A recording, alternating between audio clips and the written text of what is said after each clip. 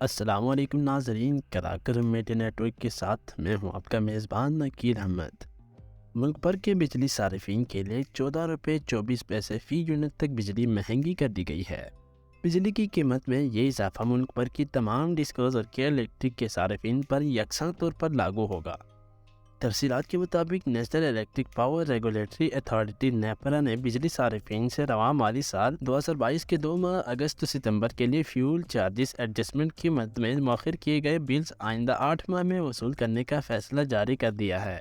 وزیر اعظم کی ہدایت پر وفاقی وزارت توانائی نے ملک کے اکثر علاقوں میں سیلاب کی وجہ سے ان 2 ماہ میں فیول چارجز ایڈجسٹمنٹ کی مد میں وصولی مؤخر کر دی تھی۔ اتھارٹی کے جاری کردہ فیصلے کے مطابق بجلی کی تمام تقسیم کار کمپنیوں، ڈسکوز اور کیئر الیکٹرک کے بجلی صارفین سے سال 2023 کے مارچ سے اکتوبر تک وصول کیے جائیں گے۔